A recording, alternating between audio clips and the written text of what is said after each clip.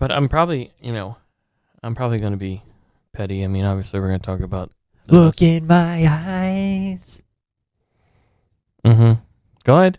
What do you see? Okay, I was going to say, people aren't going to know what you're talking about when you just go, look in my eyes. You can't do that. It's a podcast.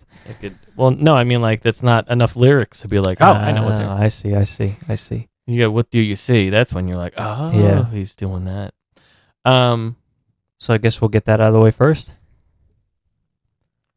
Yeah. I'm very conflicted and a little. I'm more so pissed than anything. But it does come with irony. Mm-hmm. So everybody, I mean, at this point, everybody's definitely aware. If you're a professional wrestling fan, you absolutely know that CM Punk returned to the WWE last night. And here's the irony. Greener on the other side. Be my guest. Go ahead. Leave. Main event night 4 of a buy one, get one free extravaganza. And then get released faster than you last in the sack. When you come back, I'll still be here. And that ass kicking will be waiting for you. That's what's it called? That's a yikes. Yeah. Ladies and gentlemen, welcome to a podcast all about wrestling. In this corner, an author and a black belt, Kibbles. Kibbles? What kind of name is that? Pookie the Wolf is the best. I forgot my copies. And in this corner, Pookie the Wolf. Pookie the Wolf is one of the best. Welcome to the Kibbles and Pookie's Squared Circle. Yeah.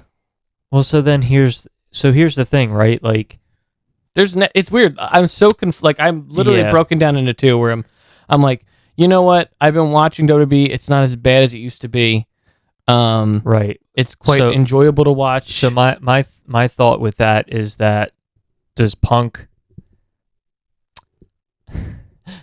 really feel that way, or is he just saying shit to get people to be like, oh, to like pop? You know what I mean? Like when he did the pipe bomb and stuff, like, you know, I legitimately believe, and then a lot of the stuff that came out afterwards, like, he really, like, heartfelt, and, you know, and he felt that. I would not be surprised if there's a lot of things that he said in AEW that he actually, like, personally doesn't feel that way, but knows that that's what resonates with the AEW. Like, he's saying he's playing a character and he's saying shit to get a reaction to build the story, not that he actually feels that way. It's funny that you say that, because I think the complete opposite. I think he needs the money and he needs somewhere to go, and he's not going to go to TNA because it's not big enough for him. Oh, and sorry. I found out that WWE at the end of Survivor Series announced the new they're bringing back the Divas. Hold on, CM Punk's a diva. Hold on, I didn't get that. I thought it was legit. So, man, fuck that guy. I don't disagree with your statement. I think our two statements are different. Your statement about him, like, potentially needing the money and needing somewhere to go and Impact's not big enough, and then my statement of he maybe doesn't necessarily believe some of the things that he said in AEW promos. He's just saying them because he's playing the character. He's getting buzz. He's getting people to talk. I mean, it's really easy to criticize WWE. Whether or not he feels that way or not, it doesn't change the fact that it is resonating of the company. Right. I mean, it's just, like, I guess I'm just looking at it and I'm like, he's building a brand and making a business and whatever. Like, I think that it even, you know, and that that he doesn't necessarily feel that way, but he knows that's what resonates with the AEW audience, and he's playing a character. He's trying to get a reaction. I almost feel like that's amplified by the fact that Edge was on RJ City, or on RJ City, on AEW, and did he ask for permission? And what does Beth think? And RJ kept part of the, like, skit was, like, he kept trying to get Edge to say something bad about the other company. Mm-hmm.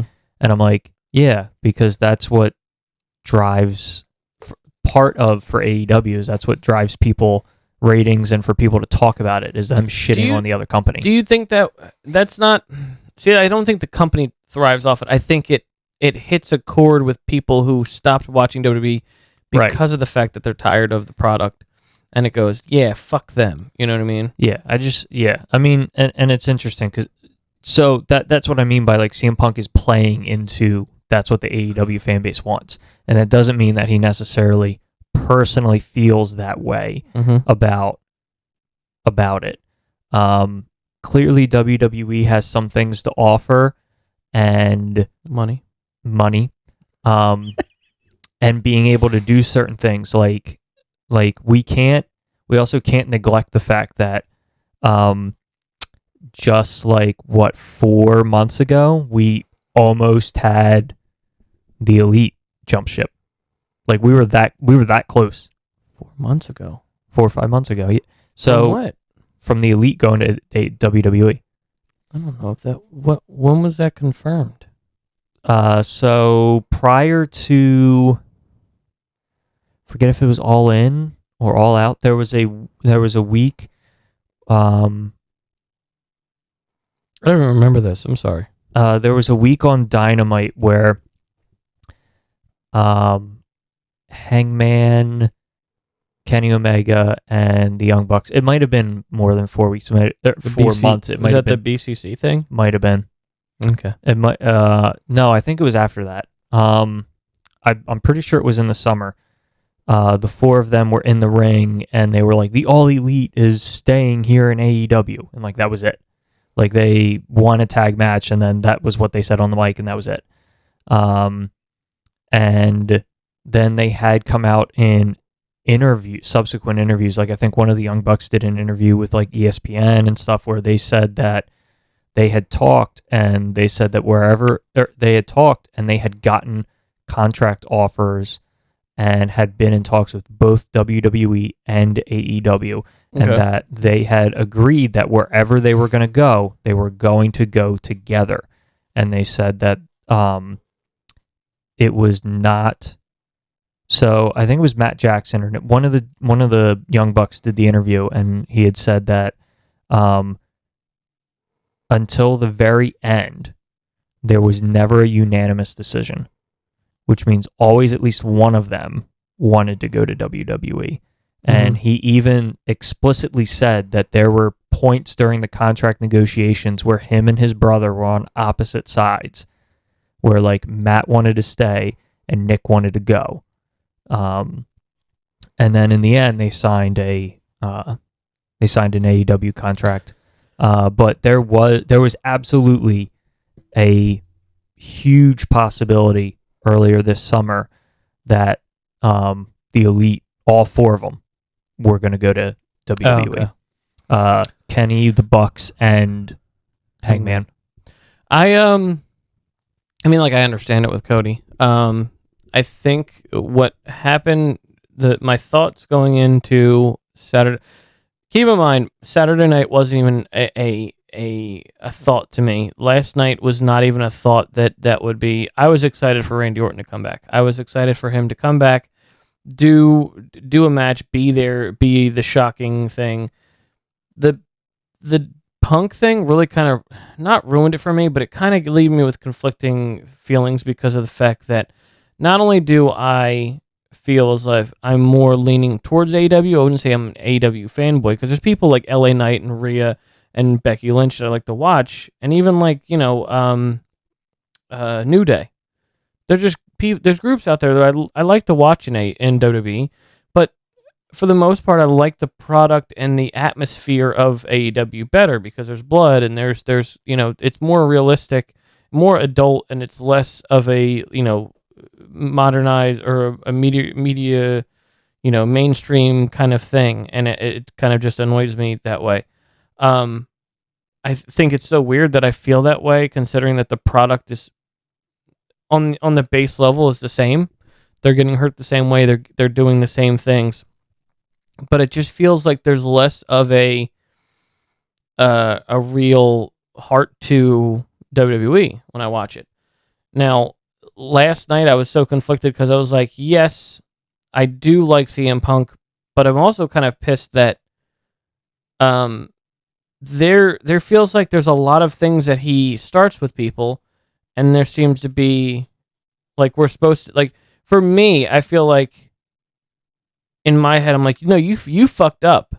You shouldn't be coming back on TV. You should realize what the fuck you did wrong, and you should realize that you fucked up. And for that to see him come back so quickly, it made me pissed because I was like, not only it's not a concept of like I don't like him because I do. He's one of my favorite wrestlers, but it's the fact of like, God, what a piece of shit. Like I don't feel like you've learned a goddamn thing in this whole time of being on TV and being in the light, and just it just pisses me off in that way. See, is he still my favorite? Yes. Am I gonna enjoy him in WWE? Maybe not. I don't know. But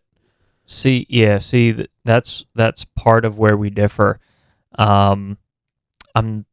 I am fully taking a stance of, or I'm trying to take a stance of saying, yeah, he's fucked up and messed up, but I enjoy him as a performer, and I'm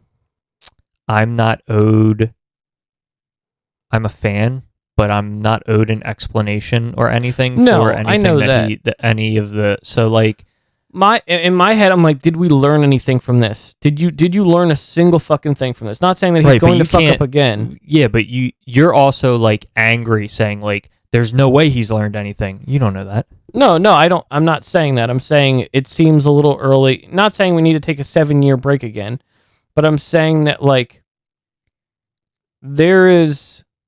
he's not the type of person who's gonna go. The Jack Perry stuff I fucked up on, and it's just snide remarks and like kind of like even when he went back to the cage announcing whatever the fuck that was, he made little references to be like, oh, maybe I'm going to WWE. Like that concept of like there's no, it's like you get the feeling of I don't give a fuck. Well, I mean, and I understand that he's kind of and that's the problem. That's the way I have. you need to be in that business. I don't like very rarely do you. I hate to be like that, but very rarely is the person who's not conceited.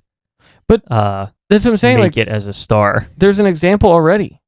Edge is a perfect example of someone who's genuinely there to be genuinely appreciates people and genuinely wants to be helpful to others. Yeah. Now we heard that from CM Punk, but every situation he's got into with other people was not a good one. Right. I've wondered. So with Punk coming back, the thing that has gone through my mind and the thing that I find interesting is I want to see what happens with his status and his state backstage. Because if there do end up being issues, then yes, then I can judge and whatnot. There's like this weird dichotomy, and I don't know that I like speaking about it or bringing it up, but there is potentially something to, let's say this. CM Punk is there. We hit Survivor Series 2024. There have been no backstage incidences or whatever with Punk.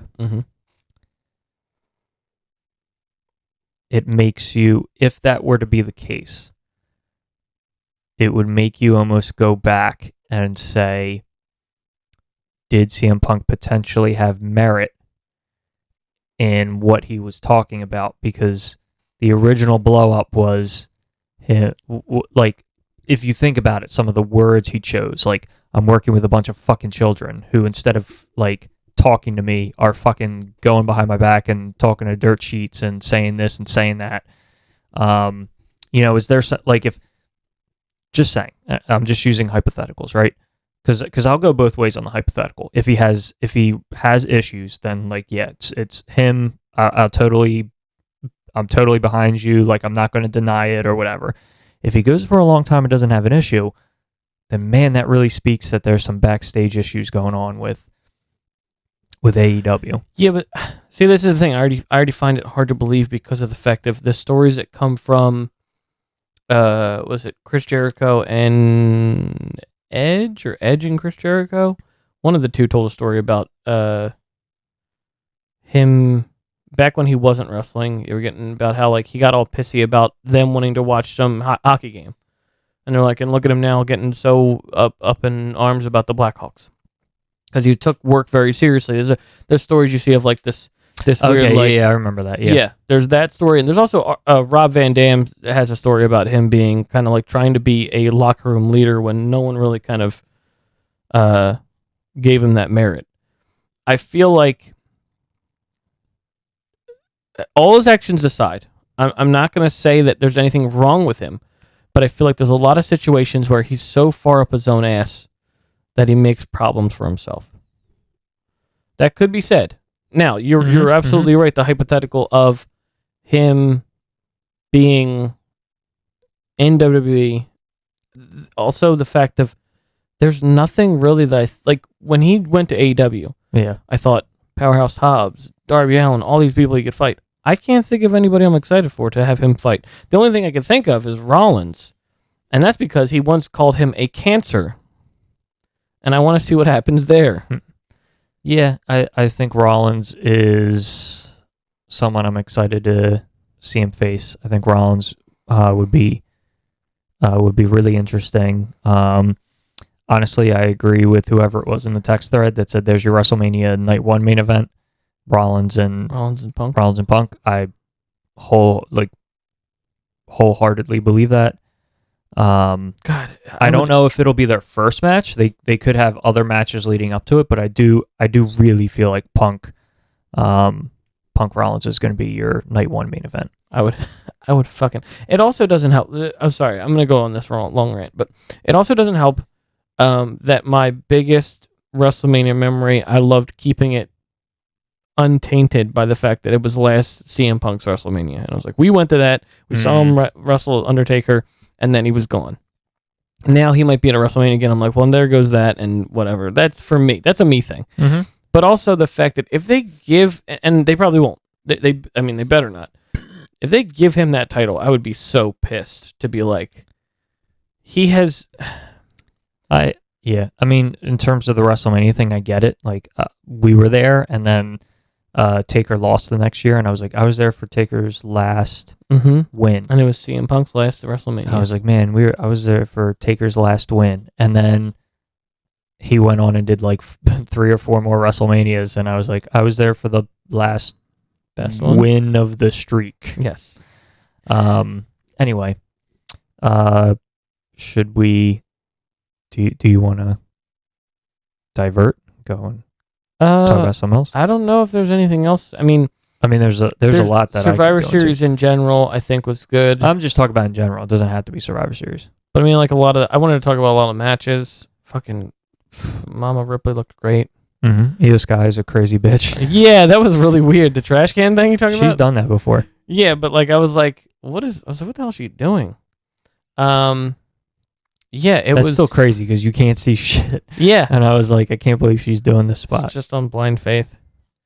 Charlotte Flair, I'm surprised, did the moonsault off the top. Yeah. That was surprising. I think it was, as far as the female War Games, I liked the last year's one better, but this one was also good. Oh, I would not be surprised if we hear that, or if well, I guess maybe it wasn't bleeding enough. Kairi Sane definitely fucked up Shotzi when she did that like spinning back fist with the trash can, because she did that, and then the next time you see Shotzi, she was like bleeding on the side of her face, and I was like, I wonder if she broke her nose. Shotzi was out of it by the end of the match. I was like, that shit was crazy. I don't know what they're doing with her. They like, I don't know if you saw on SmackDown they had her do this whole thing where she was like talking as if she was going to like maim and hurt people, and she was excited about it. Like, I mean, she tried. That shit was crazy. She also did what a lot of wrestlers do or whatever. Her side was up, and she came down, and then she was like fucking taking her time, skipping to the ring, and then also pulling weapons out from underneath the ring while her partner is in the ring getting just fucking beat on. Yeah, they can't get the win until everyone's in there. So who cares? You're stuck in there anyway. It's well, that's The true. Jeff I didn't Hardy think thing about that. I get. The but Jeff that- Hardy thing where he's dancing on the stage, his but brother's getting with his this ass beat. match, it's just like they can't really pick up a windfall until into pinfall until they fucking get in there. So Who was the last? Asuka, Was it Asuka? Yeah. I was fucking dying laughing. She was the last one, and she would go under the ring to get something, and everybody started cheering. And then she would come out, and it was not a table, and they immediately started booing. And she did it like 3 times before she finally got the table. And I just found that fucking hilarious. Like, she was like, I'm gonna go under. And they was like, yeah. And then she pulls out like a kendo She's- stick, and they're like, boo. her makeup is so fucking cool. And it, like the fact of like sometimes I forget when I'm on YouTube when I'm like, oh right, she has a channel. I always forget. Yeah. I A gaming have channel. a question. What are we gonna do with Orton now? There's no RK Bro anymore. Yeah, I'm not sure. I also like knew he was out for a long time, but totally didn't realize he's been out for like almost 2 years. Yeah, Like, it hasn't, it's like, been a while. like in That's why I my was head, excited for it. in my head, I was like, oh, it's been like 8 months. Mm-hmm. But yeah, it's been like a year and a half, almost 2 years, something like that. Kurt Angle has apparently come out and said that apparently when they were like working on his back, they weren't sure if he was Yeah, because weren't sure if he was ever going to be able to wrestle again. you talking about Kurt Angle wasn't able to wrestle again, or Orton, okay, because I was their gonna say wives are his dad said that too. yeah, their wives are really good friends, and he said that there's been Orton was like seriously considering like, yeah, this might be it. Very cool to see him back. Even when when they won the match, he was like ooh, oh my back, and he's like had his arm raised. yeah, the final spot was fucking awesome. You remember they threw what's his face Yeah. off the top? Adam They're and doing off the- RKO. Yeah. So Sabrina was watching, and her reaction was, they killed him. He's dead. Oh my god, he did. Like, and it was funny to me because it wasn't an overreaction. She was just like, oh, he's dead. And then they pinned him, and she's like, and they were raising their hands. She's like, yeah, you guys won, but he's dead. Like, it was very entertaining. Very cool RKO. I kept forgetting some of the people were in the match. I was like, oh right, Sami Zayn's in this match. Yeah, Sami Zayn's in this match. Yeah, it's So at the when what's his name was like stick to the plan, Damian Priest Mhm. to Drew McIntyre. I was wondering if they were gonna swerve us at the end of this match. Like, the good guys were gonna win, and then like everybody was they would like walk out of the War Games cage door, and like Seth would be the last guy to walk out, and like Drew would be near the door and grab Seth and pull him back in, and Mommy Mhm. would close the door and lock it, and then they would cash in and beat him for the title. Like, I legitimately, when that whole thing, because like even like I don't know if you saw all the little like backstage segments and stuff, but they were like, oh yeah, Orton's not here yet or whatever, and then Priest was like, yeah, I'm gonna go talk to McIntyre about that thing. yeah. And I was like, oh shit, like maybe they're gonna, like, I legit thought Survivor Series was gonna end with them I didn't even think they screwing could. Seth. I didn't even think about them cashing in at all. I was like, oh right, they could cash in any time, huh? Yeah, I was like, how cool would that be if it was like the baby faces left the ring, Seth was the last guy to try to exit, and they grabbed him, and before they could see what was going on, Mommy locks the cage, and then they're able to pin him before the good guys can climb back in. Second time you called her that, and I thought it was That's her hilarious. name. No, she has many names you could have called her. Yes, and Mommy is one of them. You could have went with Rhea.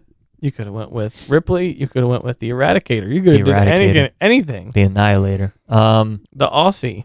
Doesn't matter. So I legit thought that. I was like, I think Survivor Series, like throughout the whole show, I was like, I think Survivor Series is going to go off the air with Damian Priest as the champion. But CM Punk ruined it. CM Punk, He's already ruining young already ruined talent. it. This is fucking ridiculous. I will say that this goes to show something that I think WWE, not every time, but I think in general, does better than AEW, which is their production and camera shots and values and everything. Of course. And part of that is just because they've been doing it for like so much longer. That's like not a knock on AEW. Almost 40 years. So WrestleMania.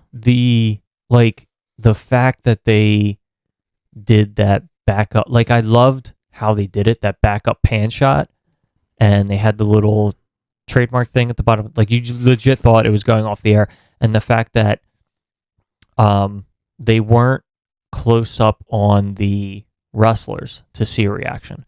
They had panned because they knew that the audience was going to go apeshit. So they panned back so you could see the upper monitor. So when the music swapped, you could see the CM Punk tag. But you could see the entire arena of people kind of erupt as it happens. And that was like a really cool like visual that I don't think AEW like would have done or like pulled off, like, you know what I mean? It's like almost like a thing that you get with experience.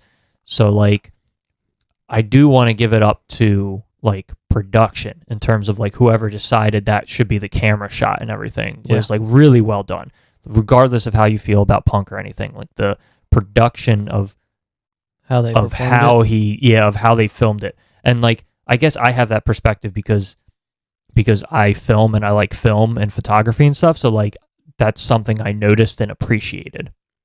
I don't like the fact that they did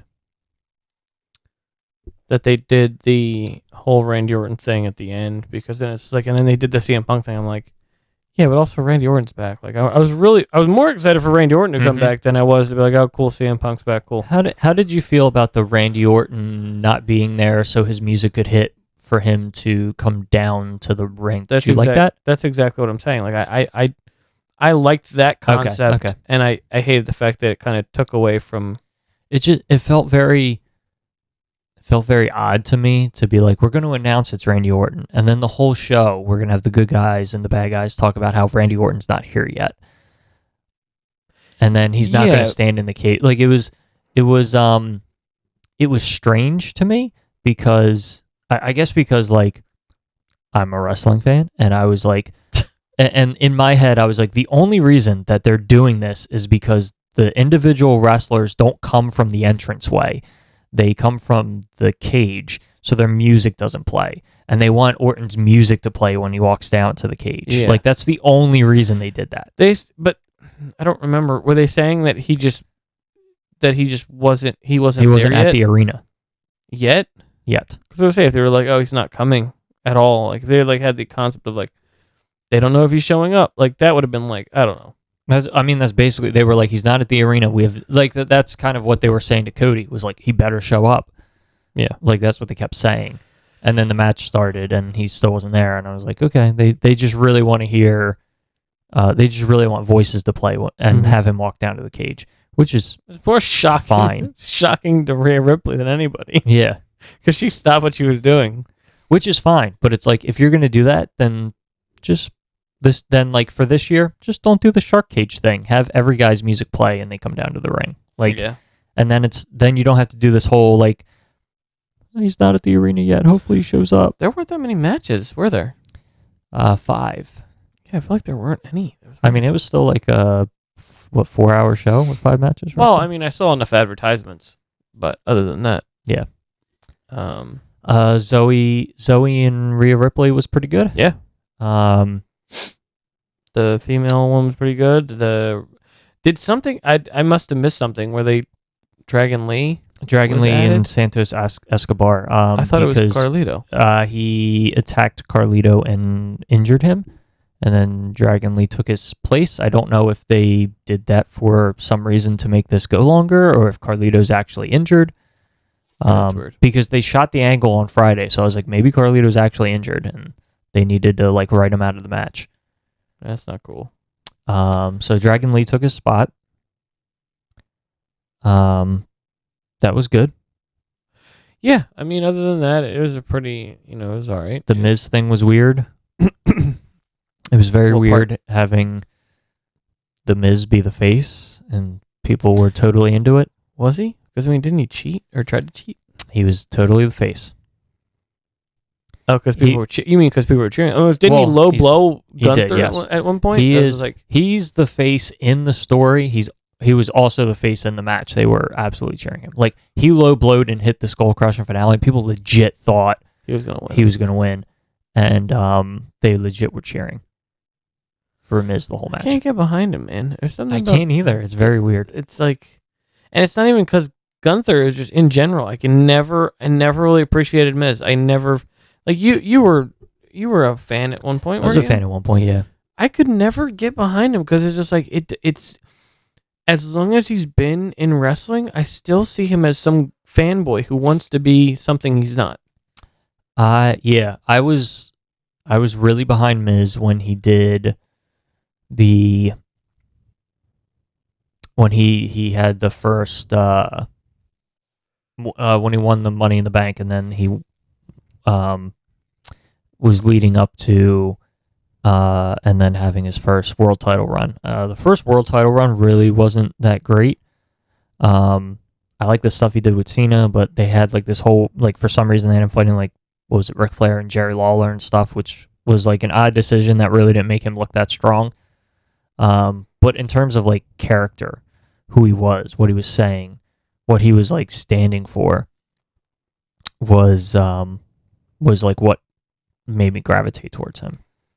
The whole like, you don't believe I should be here, but I'm proving you wrong because, I'm awesome, and like he's doing it in a cocky way, but it's but like the message of like, I believed in myself even though you guys didn't, and I'm proving to you that I can do it because here I am, and you guys can kick me out of the locker room and do all these things, but I'm not going to give up on myself type thing. I think that if someone ever asked me what the definition of a sellout is, I'd be like, well, look at the Miz. Look at the Miz. He's got his own reality TV show. For some reason, he likes to talk about his balls. So does Vince. Well, there you go. They're the size of grapefruits. Well, there you go. You know where the idea came from.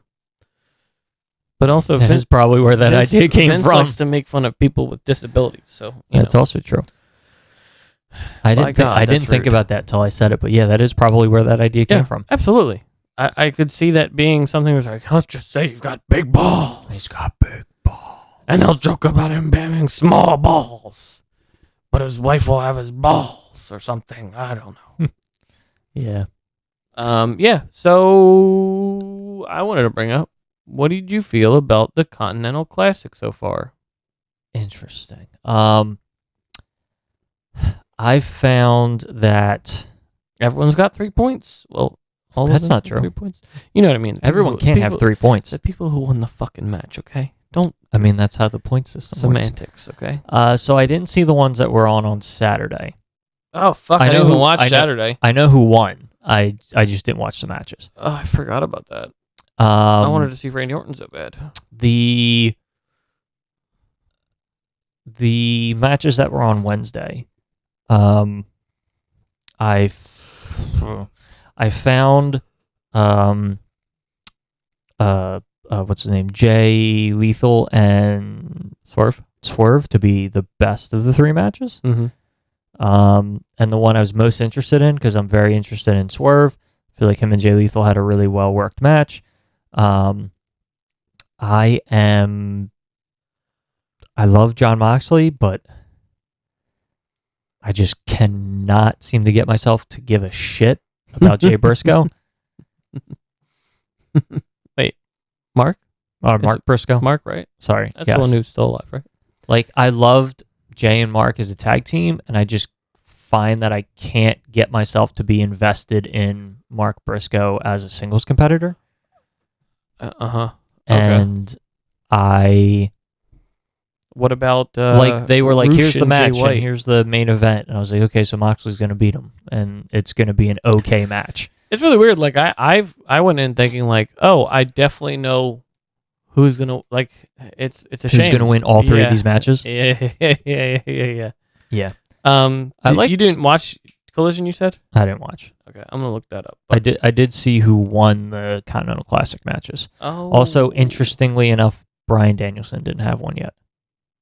didn't have one yet. Correct. Him and Andrade hasn't happened yet. So he's going to have to make up a match at some point. I guess wrestle 2 in a week. At some point. I just speaking. I mean, this is related to it. I just got an email for my all-in tickets and how I can pre-order them and my special pre-order code. I never signed up for that. You know you want it. You Yeah, wanna go to All In. I want to go to All In. You want to fly to London? See Will Ospreay in the World Championship match? No.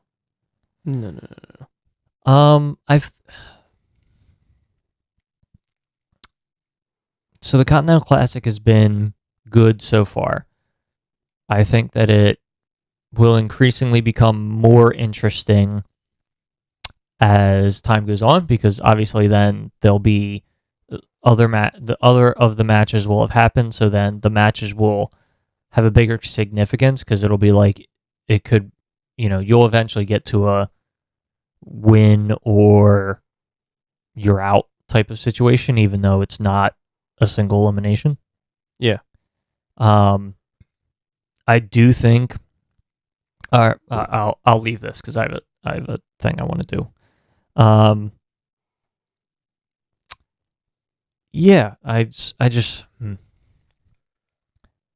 I feel like they have some good names in it, and then I feel like there are some other ones that I'm like, oh, you guys are here to.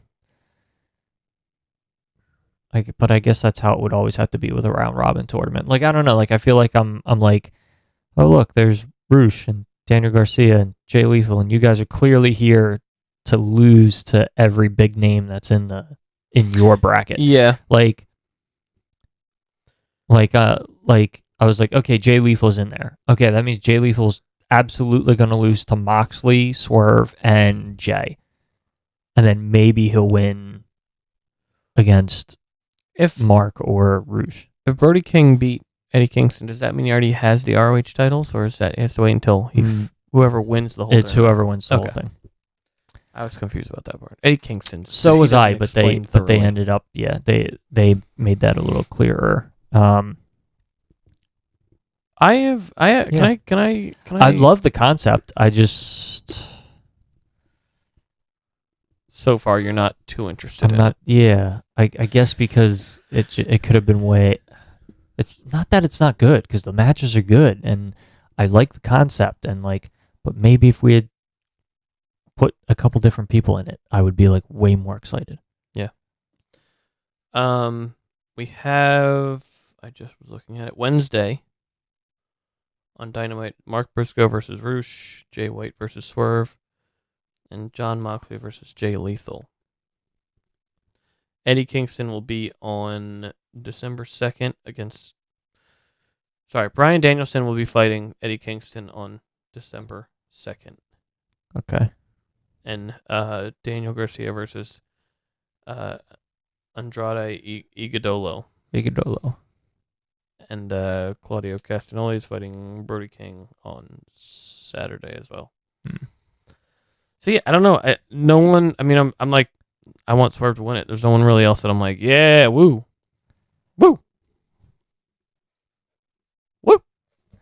Yeah, I mean, there are other people I'd be okay if they won it. Oh yeah, no, I'm.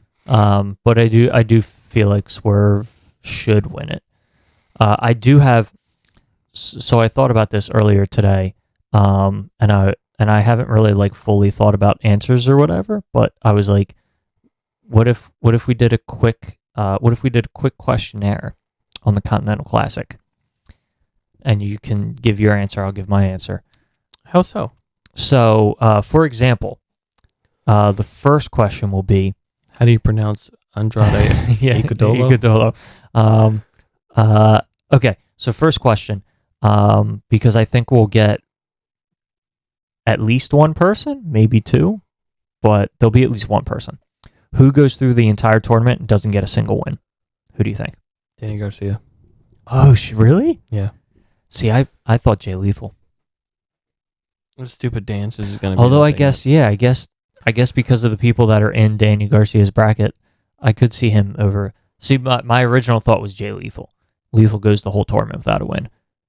That'd be heartbreaking for me. I love Jay Lethal. So do I. But I do think you're onto something with Danny Garcia. I just figured out why I'm not excited for this. I like more of storytelling, and this just seems like a very big, like the tournament concept is like, there's not really much to tell to this. Right, and AEW does tournaments constantly. Yeah.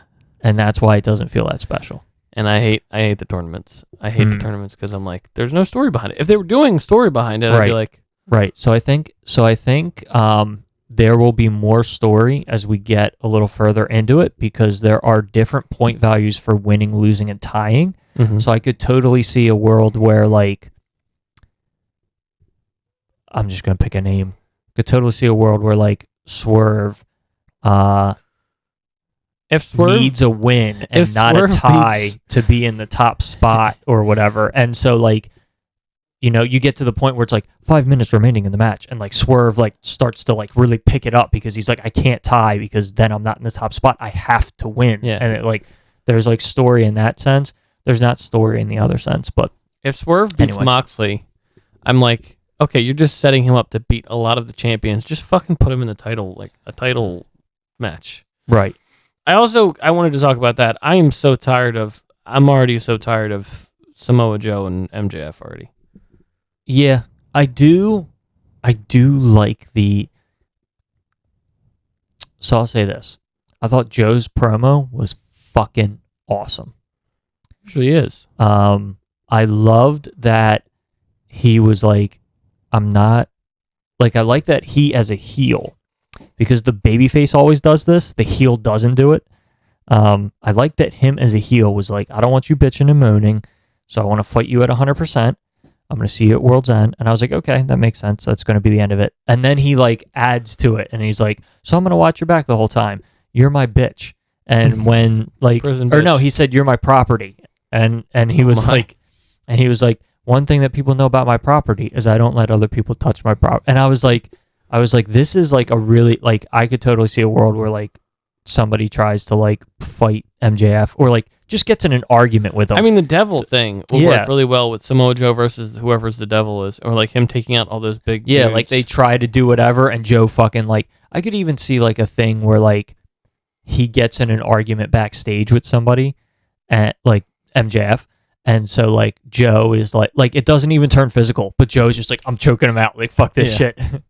That'd be more silly, but like they could do some like, there's a cool factor with it, and I've never, like, I can't remember a time where I've seen like the whether it's babyface or heel being like, I want you to be 100%, so I'm gonna watch your back, but know for the fact that I'm watching your back, you're my property, like bitch. Like it's so like I just love that thought that aspect, that thought process, that whatever, like that was awesome.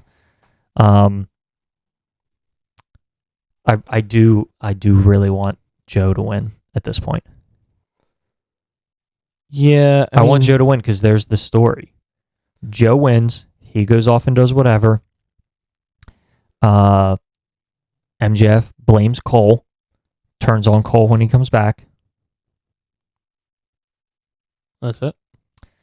Yeah, you got a story. They go off into the sunset. Yeah, I mean, there's nothing really else. I mean, Danhausen's back. That's cool. Danhausen's back. I thought he was going to be wrestling, but he didn't. He just kind of was like there. Also, I had more questions. Oh, yeah, I'm sorry. Go ahead. Sorry. You're still doing the questions. No, that's sorry, my fault. I had That's my fault. Questions. Yeah, so many questions. Okay. Yeah. On the gold side, what match would you be most excited for? Or what match are you most? Swerve versus Moxley. I agree. Seems like the two big ones. Mm-hmm. How about on the blue side? Brody King versus Bryan. Interesting. See, I have Right? two. I can't decide if I'm more excited for Brody King against Cesaro No. or against I don't know. Claudio, or if I'm more Called excited. Cesaro. I did. Or I didn't if realize. or if I'm more excited for Claudio against Danielson.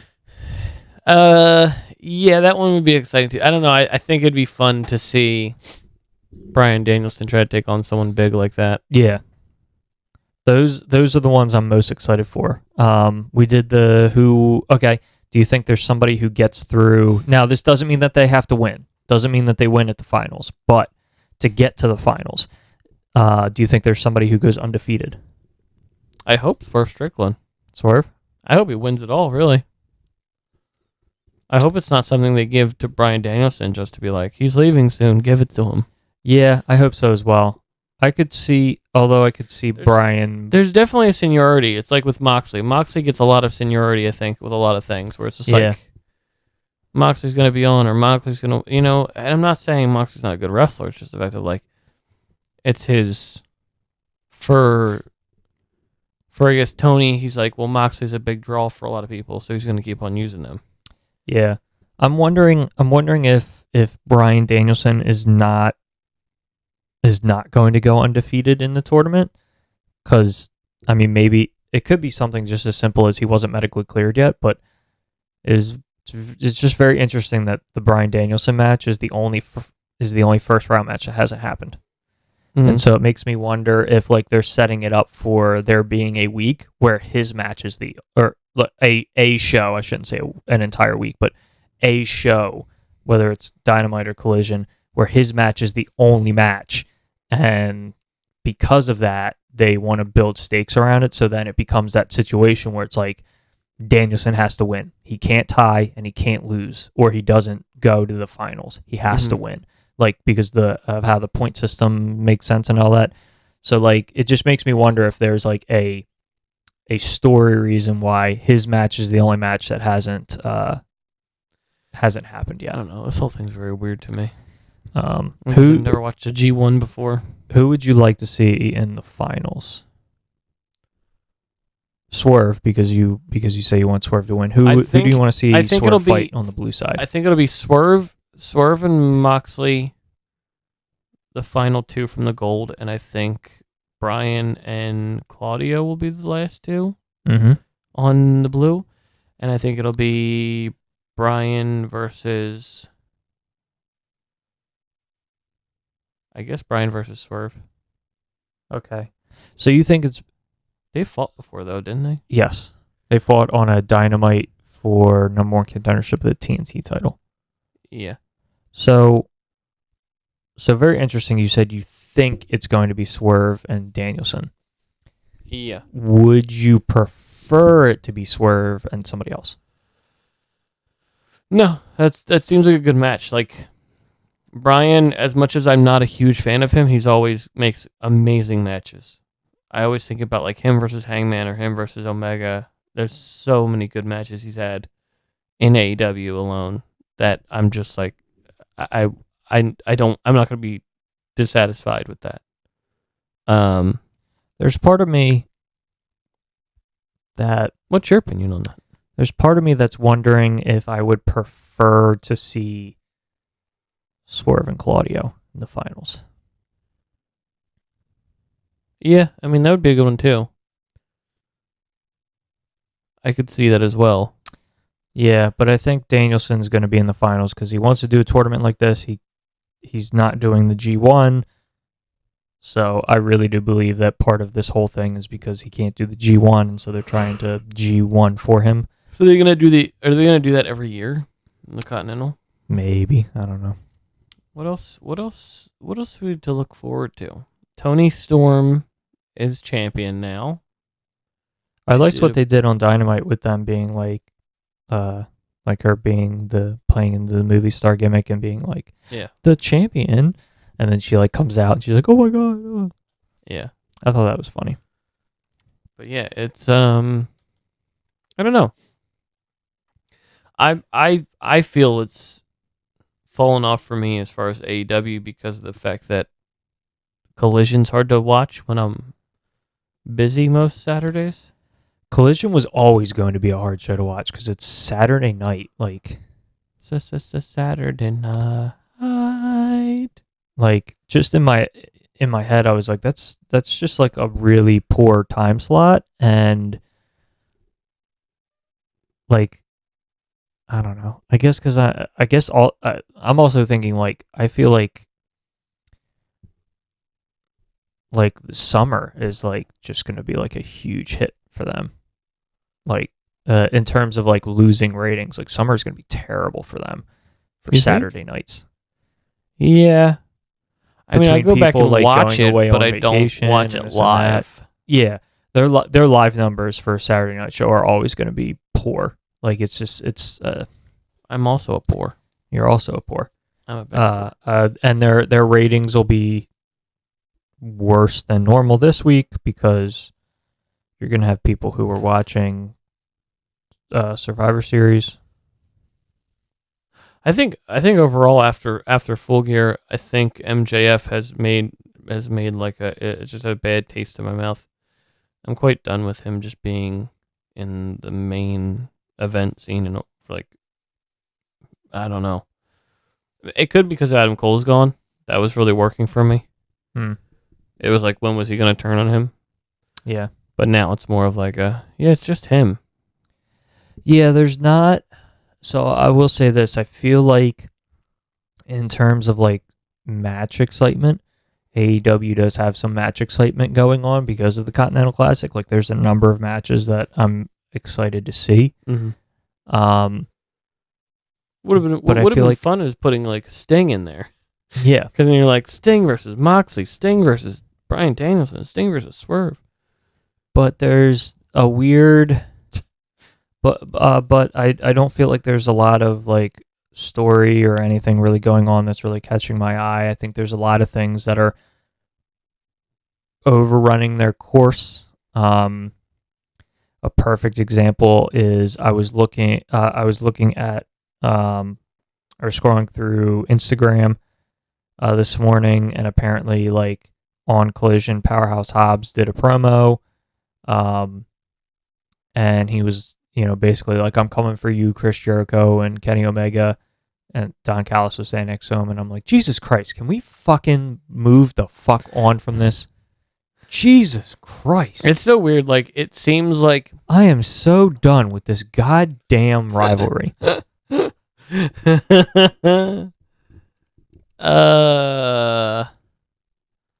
you see Like how many times? Like, and what are they gonna do? They're gonna throw another pay-per-view match where they're gonna be like, oh yeah, here's Kota Ibushi and Chris Jericho and Kenny Omega again, and they're gonna fight 3 random guys from Don Callis again.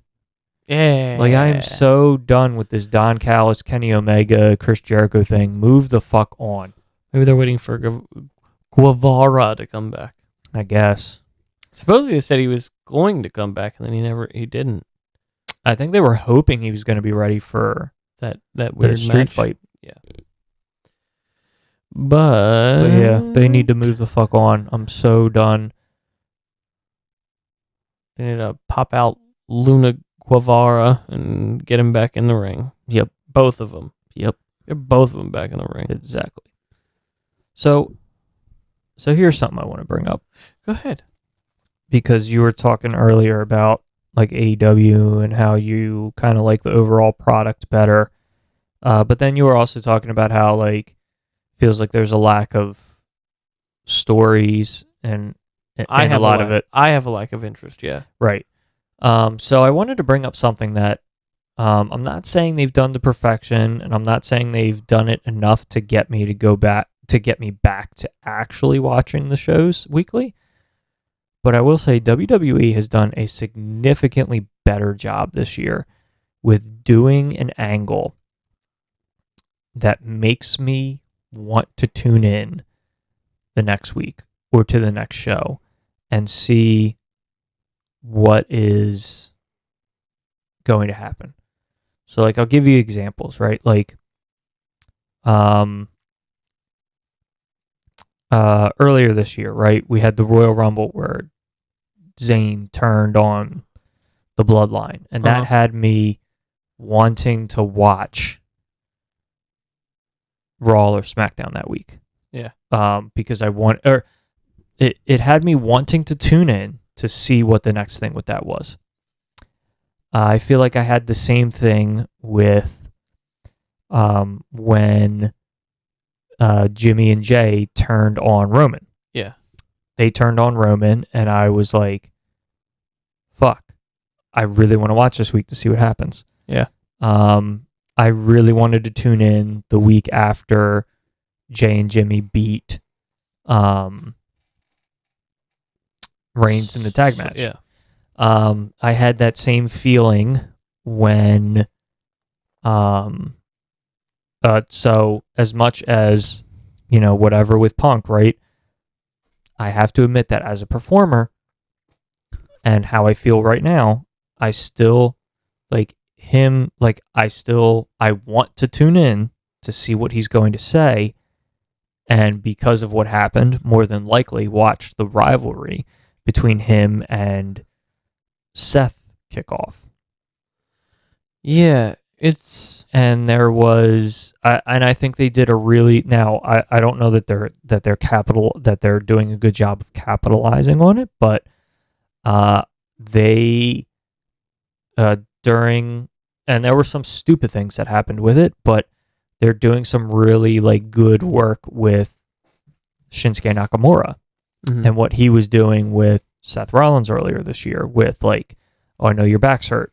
And like, instead of trying to make him speak in English or go into the ring, or instead of doing the other thing that they do for all of their non-American performers is like, oh, I'm going to get this translator and I'm going to talk in my language. And then the translator's going to go, so-and-so says, just instead being like, the great Khali says, yeah.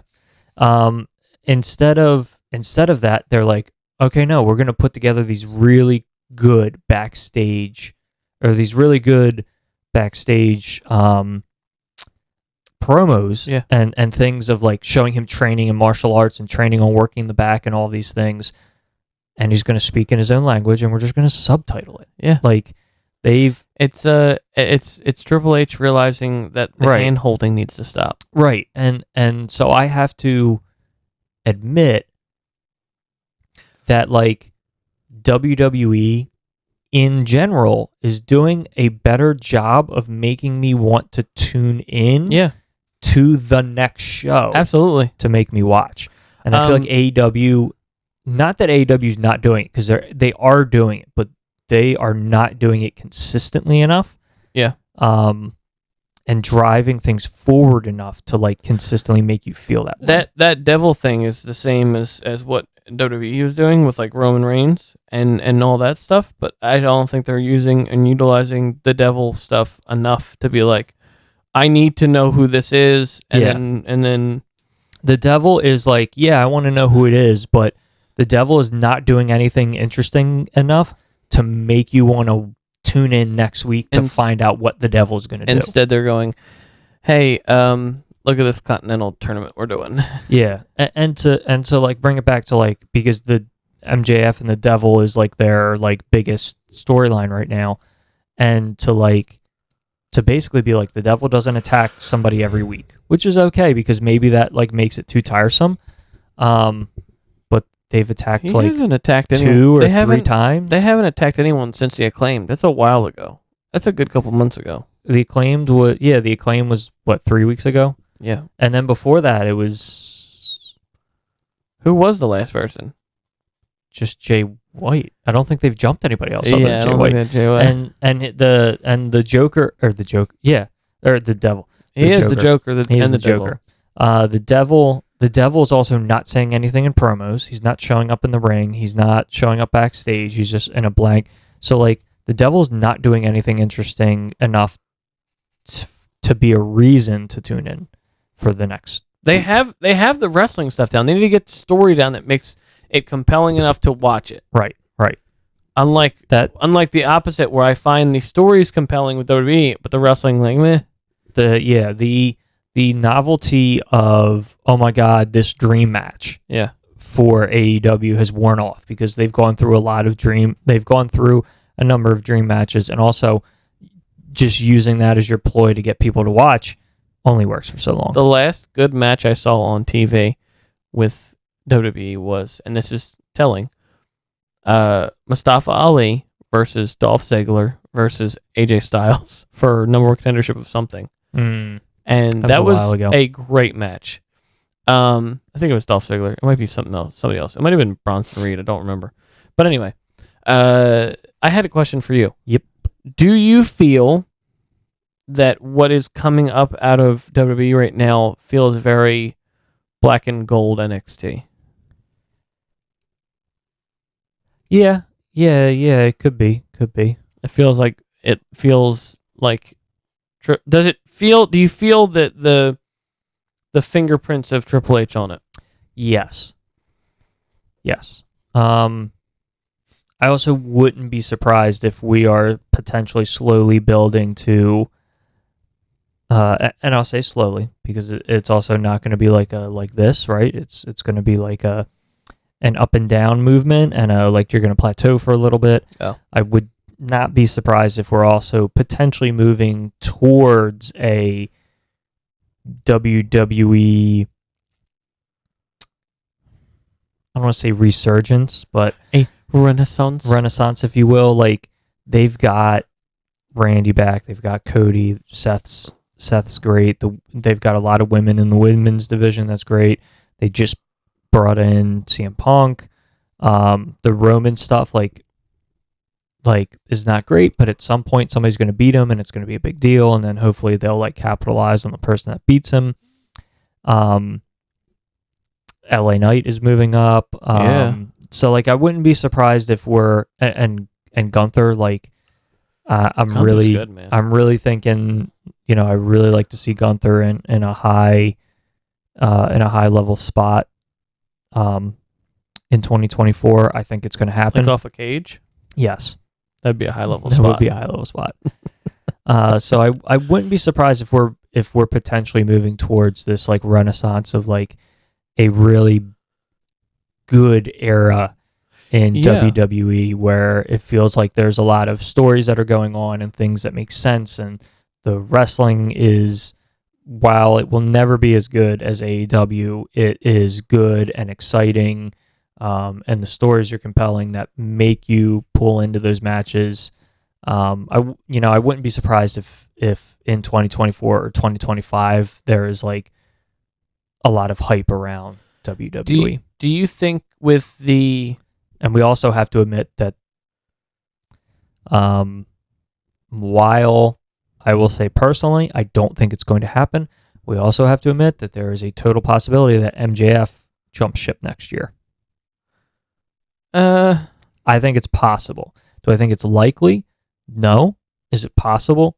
Absolutely. I mean, listen, I think anyone under Triple H's control, I think anyone is possible to go from one place to the other. And that's why I'm trying to go from the or that's even before CM Punk. Right. And I'm just trying to say, and that's why I'm kind of like from the perspective of like, if WWE was able to do or say or whatever, like if you had the guys who were never WWE guys, didn't want to go there, and started a rival company, consider to the point that they did about going, it's totally possible for anybody that's in AEW to. I mean, you got CM Punk now. You have Cody. You have Jade Cargill. You have what's his name? Lexa King, Bill Pillman, Brian Pillman Jr.'s son. Yeah. So, like, you have plenty of people who are going over there, and that's fine. It's. I don't feel. What's going to happen is Triple H is showing that he's getting better and better without you know who, and I think we're going to see that more and more to the point where we're all gonna. If AEW can clean up and realize that their competition is getting better, hopefully they shape up, and then we'll all be winning. Yeah, We'll all be winning, and that's fine. I'm not. I know I started off. I don't think that is I don't think that's a bad thing at all. From a fan perspective, if WWE gets better, it's fucking awesome. I want WWE to get better. I want AEW. I want all wrestling product to get better, because if it's all better, Even fucking TNA. even TNA, it's if it's all better, then it is better for us as fans. It's better for the wrestlers, because if it's better for us, then ratings go up, merchandise sales goes up, the amount of money they make goes up, which means that the wrestlers will make more money and be better taken care of. So I wanted to say that to you. I forgot about that. Yeet. Every time he punched or kicked, they all yelled yeet. Yeet. That's my new thing I've been doing. And his shirt said yeet. Listen, I have no problem with CM Punk. He's one of my favorite wrestlers. He always probably will be. But he is like my childhood dog. Okay? Pookie? What? Pookie? I'm Pookie. You were your own childhood dog? There was never a dog I had named Pookie. Oh. I was always Pookie. I thought that your avatar was based on the dog you had as a No, it's a wolf. as a kid. Pookie the wolf. And you named yourself Pookie You doing a bit? in remembrance of You're him. doing a bit. I am. No, my childhood dog was named Gus. He was a... First name Burton. No. He was a Lhasa Apso. He was a rescue. And his original name was, and you'll know why this is an issue, his original name was Casey. So we changed it to Gus. So he reminds me of my childhood dog, where no matter how many times he fucking gets in the trash can and eats his chicken bones, I'm still fucking pissed at him, but I still love him. I remember when I was with my ex-girlfriend, and when we went to go put him down, and I said, she's like, he was a good dog. I said, no, he was an asshole, but I loved him. And CM Punk is that dog. He's an asshole, but I still love him. Nice guys finished last. So thank God I'm an asshole. Ken Anderson. Oh. AKA Ken Kennedy. That means he finishes first, Mm-hmm. which in the bedroom you don't want. Yeah, you don't want that. So, yeah, this has been good. We had some good numbers last week. We did. You think it's because of the The Will algorithm. Ospreay bit? Yes, it was. You think it was? Maybe. So, we're at... What hashtags did you put on it? I don't fucking know. Okay. We had 40 views on that one. Yeah. I can look at what tags I put on that one. Yeah, see, well, you gotta, if you want high views on this ish, you gotta tag it with CM Punk. CM Punk is not in here. No, I'm not talking about that one. You mean this I'm one? talking about this one. Yeah. This one you gotta say, you gotta tag it CM Punk Survivor Series, CM Punk returns. Maybe tag it with like I'm angry or something, because you gotta get people Angry CM Punk reaction gone wrong. Yeah. Funny edition. I mean, that's how you get the clicks, right? You gotta be talking about the hot topic item, and then you're more likely to have somebody click on it if you are like if you're agreeing or disagreeing, but you're saying like I'm upset about it. You'll get more clicks, as opposed to if you're like I'm excited about it. I mean, I am pissed off about it. Oh, there you go. That's that. If you tag it with CM Punk and stuff, and then make the title like "I'm pissed off, CM Punk is back." I was gonna say it'll be our highest viewed episode. I was gonna Easy. call. Excuse me. I was gonna call it CM Punk. CM Punk ruined it. Oh, that's good actually. Yeah. That's you'll get a bunch of clicks. It might be our most watched video. You mentioned that whole Damian Priest cashing in after the match, and I was like, and CM Punk ruined it. I'm like, that would be a perfect title. That would be a perfect episode. title. CM Punk ruined it. I approve. CM Punk ruined it. Normally, I like to put in something that has been put in. I think we call that clickbait title. Maybe. Because they're like, oh, CM Punk ruined the pay-per-view. He ruined wrestling or whatever, and we're like, no, he ruined the cash-in. Yeah. Oh, what did they say? What did he ruin? It's a clickbaity title. It is, but I mean, I'm okay with it.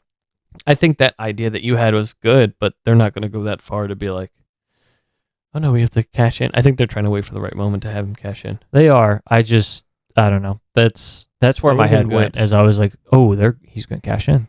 Because they could, I mean, it'd be a very interesting way to, and and because of the War Games cage, they would have built in a way for the Judgment Day to help him cash in without the other baby faces being able to stop them. War Games. Let the War Games begin. There was something I was gonna say before we started. Oh, they're using that fucking Black Sabbath song again. Yeah. I told you.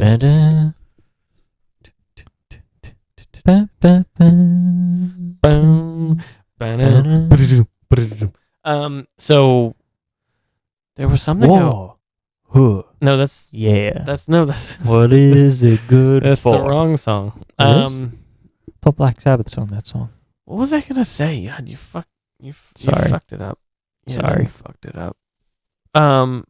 Yeah, no, I just, I tried to title the last episode something clever, but it wasn't that clever. It How was just a scientific name for a goat and then Billy in front of it. Yeah. So it's like, How about poor Wheeler Yuta getting the short end of the stick? He's the only black belt cool. He's the he's the only black belt cool. He's the only Blackpool Combat Club tongue twister. you want to try it again? You want to start right now? Blackpool Combat Club There we member, go. not in the Continental Classic. He's got his own stuff going on. Apparently, Keep threatening Hook. keep threatening Hook. He won the ROH Peer Championship on Rampage. He did? He did. From, Shibata. yeah. Huh. Every time you say it, I think of the bread. Ciabatta. Shibata. Ciabatta. One thing that I didn't fully put thought into that I had texted you about was saying, what if we did the Continental Classic? Like, who would we put on the two sides of the bracket to make it more interesting? Yeah, you told me And, about the booking for AEW and WWE, but you didn't bring up a Continental Classic. I don't know, dude. Continental Yeah, Classic I just think kind of... I think I had texted you when they were announcing the names, and I was like, on the podcast, we should just not that we book anything, but just say like, oh, if I was doing it, these are the 12 This is what people I would do. Yeah, these are the 12 people I would have put in it I told to you, make it more interesting. Sting. You're crazy. You were gonna say Ric Flair, weren't you? Woo! I liked my thing where. Do you want to do that real quick before we finish? Sure. Do like What was it? the blue and gold Where I brackets? said the guy was gonna be Hogan. The guy was going to be Hogan. The mystery fifth partner man? or something. We were talking about something. Hell where I was like, yeah, it's Hulk brother. Hogan because they've got Sting and Ric Flair already. Oh yeah, sure. no. I thought you meant the. I'm sorry. I thought you meant he was going to be the fifth man in the War Games match. Yes. He's gonna be the fifth man. He's an apex racist. God damn it, apex racist would be such a good title, but I'm going to stick with the CM Punk thing. on a random note, I thought it was really cool that Cody Rhodes named their War Games partner and then let the audience chant his name instead of doing the normal thing where it's like, I'm going to run down some of these things and then I'm going to say, it's Randy Orton. Yeah, Like he was like, British. he just like left it alone and was like, and I was like, and I think the audience has the right idea, and then just let them chant Randy to go off the show, to go off the air. I also think it's funny when he showed up and when he showed up and when he was announced, they showed Judgment Day and McIntyre, and at least one of them always was like, you could see them mouthing, "Are you fucking serious?" Yeah, because Finn Balor was like, Finn Balor in the cage was like, "The fuck is going on? What the fuck is going?" He's like, "Are you fucking serious?" Like you could see him saying it. yeah, And then there was a part where he was getting to the steps, and Dirty Dom was like, he's like, "I'll beat the motherfucker." Yeah. You could see him going, I got the motherfucker. I got the motherfucker. Like you could see him wording it over and over again. Like I got him. I got that fucker. I got that fucker. So yeah, who's gonna be in your? You want to do the blue first? sure. I mean, I don't think it matters. Should we? Okay. Originally, when I texted you, I was gonna say, should we respect the four names that were pre-announced? or should we just do whatever 12 we want? But I guess we're just going to do whatever 12 we want. So I agree with Bryan Danielson. So I want him in my blue on my blue side. Okay, we'll do blue first. I'm going to do Bryan Danielson, Malachi Black. Oh fuck.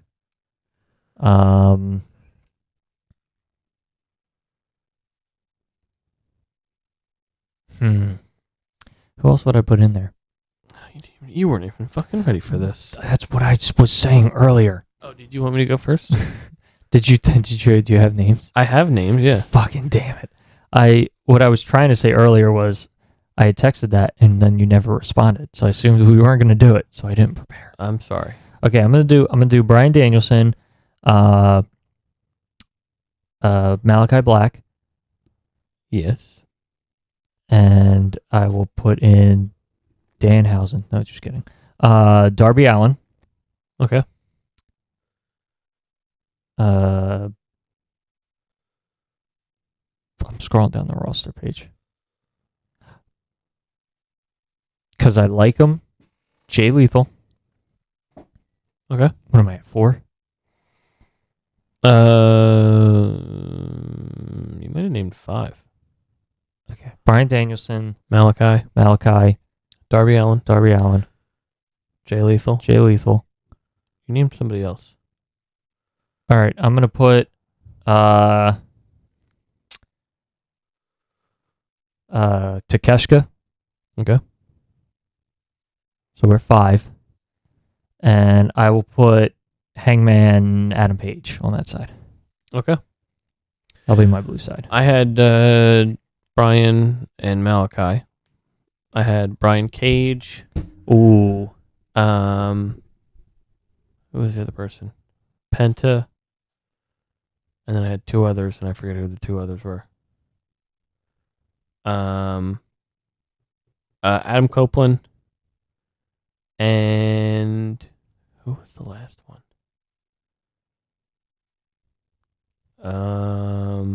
I'll think of somebody else. Wheeler Yuta. Ooh. That's definitely me. All right, gold side. The gold side, I'd still keep Swerve there. Mm-hmm. Sting. Interesting. Um, Sting's going out with a bang going into Revolution. hell yeah, brother. He's wrestling every week. Hell yeah. Buddy Matthews.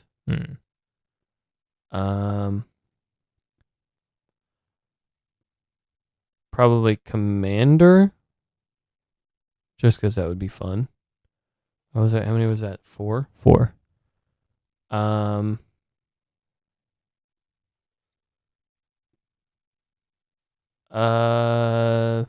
Shit. I don't have my gold picked out. Big Bill. Oh. And an old one we haven't seen in a while, Ethan Page. Ooh. I haven't seen him, since He's been on ROH. Oh. Boo. Okay. I have to pay to see him?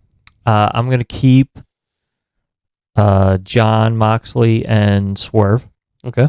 I'm going to then add Keith Lee. Oh, fuck. God damn it. I knew as soon as I said his name, you were going to be like, fuck it. I didn't forgot add Keith about Lee. Keith Lee. Let's see. I would add Keith Lee. I'll trade him out for Commander. I like Penta. I would rather it be Rey Fenix. Yeah, but isn't he Yeah, but with his issues, so I guess I'll keep Penta. If I could put Rey Fenix in there, I would swap Rey with Penta. But given Rey can't, so I'd put I'll even Penta. put Alex in there. Alex who? Alex, what's his face? Not Alex. Fuck, not the hype man. Okay, yeah, I think his name is Alex. Yeah, isn't it Alex Abrahandes or something like that? Yeah, something like that. I don't speak Spanish. Andrade. Okay. And he was in the blue bracket, right? In he's Real in the World, actual. yes. And then the last spot, I would do either Ric Flair. Ric Flair. I feel like I would do either Brody or Claudio. I like Buddy Matthews. He's my favorite. I do like Buddy Matthews. Out of the House of Black, I think he's my favorite. Well, no, Yeah. Malachi's So pretty good. part of me wants to put They're all great. God damn it. part of me wants to put Claudio in there because I want to see Claudio on that side for mine because I want to see Claudio versus Swerve. I also really want to see Claudio against Keith Keith Lee. And then you also get Claudio and Mox and Claudio and Andrade. Keith Lee and Mox. Keith Lee and Mox. Yeah, I feel like I was so disappointed when they announced the names. There's no Keith Lee. I'm like, you're fucking putting Roosh in here, but not Keith Lee. Fucking put Daniel Garcia in here, but not fucking Keith Lee. Fuck you guys. Jay Lethal. I mean, I like Jay Lethal, but Jay Lethal's in here, not Keith Lee. I think they're in there to eat the pinfalls. Rush. Who? Rush. Oh, okay. Yeah. Jay Lethal and Roosh and Daniel Garcia are all in there just to eat pins. Yep. Well, I eat one of those two, either Daniel Garcia or Jay Lethal will be the guy that loses the whole or will go through the whole tournament without a win. I think Danny Garcia. Yeah, I was thinking Jay Lethal, but then you said Garcia, and I was like, you know what? Yeah, I think it's Garcia. Doing Goes the through dance without a thing. win. I also don't understand what the fuck's happening with that whole team. They're like, we don't want to be with Chris Jericho, so we're going to be our own team, and then we're going to be mad because what's his name has a crush on Ruby.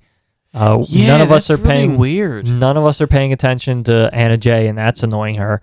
Everyone has their own stuff going on. For some reason, they're mad at Danny Garcia for doing the dance, but I don't quite understand why they don't want him to do the dance. Daddy Magic is literally the dad of the group now. Yeah, like I don't get it. Can you just tell me why you don't want him to do the dance? You have 5 threads. You have Daddy Magic trying to keep everything together. You have this weird thing between Ruby and Angelo, right? Angelo. Mm-hmm. I want to call him Jeff because that was his first name. Yeah. You have Anna Jay not getting support. You have Danny Garcia and his dancing, and now you have Jake Hager and Danhausen and him taking his bucket hat. So he reached into his jacket, and I was like, "What does he have in there?" And the only thing I could think was like the bottle of teeth. Yeah, I was like, and then he pulled out the hat, and I was like, "This is genius." He's got the fucking hat. I was like, he's got the hat. And Jake Hager was just like, that's my hat. And I was like, this is great. He goes out of the ring and gets cursed, and then Orange Cassidy dives onto him. I think that's great. Danhausen is going to bring a lot more entertainment back to everything. Yeah. I find the Angelo Parker and Ruby Soho thing really weird, but very cute. Mm-hmm. It's like wholesome. Yeah. But I don't know where they go with that. Unless they're actually dating. Yeah, I'm not sure. Which I'm like, oh, okay. That makes sense. Whatever. But yeah, I feel like they should all just join the Don Callis family. That would be a big slap in the face of Chris Jericho. That would make it interesting. Mm-hmm. Have them like just beat the crap out of Chris and be like, yeah, enemy of my enemy is my friend. So I'm like, why not just do that? Makes sense. But I don't know. He's like, I'm Don Callis. I've got a guy named Kanosuke Takashka. He beat Kenny Omega twice in a week. Yeah. And we're going to do nothing with this guy. Nothing. That's why I put him in my blue, so that way he can at least have awesome matches every week. Do you see the new shirt by Powerhouse Hobbs that says "Big, Black, and Jacked"? Yes. What the fuck? Great dude, by the way. It's his new catchphrase. Great guy.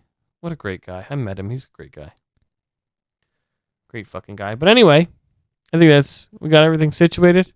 We talked about CM Punk enough. Jesus Christ, we can't stop talking about that son of a bitch. What? I'm just so tired of Come his out, shit. you rapist. Come on out, you rapist. Wait, who's a rapist? I don't know. Oh. I love the best edits I've ever seen is the Oh yeah, and then it's him. yeah, that's him going out doing the whole walk. Fantastic. I feel like someone should do I had an idea to do that meme of like JonTron. Have you ever seen JonTron where he has like the old-timey look and he pulls up his scroll, he goes, "Oh, that didn't age too well." Like do that whole like WrestleMania thing and then cut to him coming out of Survivor Series. Yeah. And then cut to JonTron going, "Oh, that didn't age too well. Oops." But yeah. Another episode of the books. This is 49, right? Sure. What do you mean, sure? I don't know off the top of my head. This should be 49. I know because I have to edit it and I get them from you. I mean, I can look real quick. It's 49. It's got to be 49. Yes, this one's 49. 49? I was just saying that I don't know off the top of my head. 49? Should have just went with it. It's like you don't trust me. What if it wasn't 49? I know it's 49. I did 48 last week. You put my stamp of approval on if I don't know. But yeah, real quick, how was your turkey day? It was good. How about you? It was good. I ate food and talked about thankful things. It was pretty low key. You low key? You said? Yeah, it was pretty low key. Oh, okay. All right. Well, thank you guys for watching. We'll talk to you next time, and don't forget to put some pants on and do the needful. Ah, yes, of course, the pants. I think it's funny, and I mentioned to you before we started recording, someone had to get 10 stitches, and it's not who you think. John Moxley. No, it was Jericho for his arm.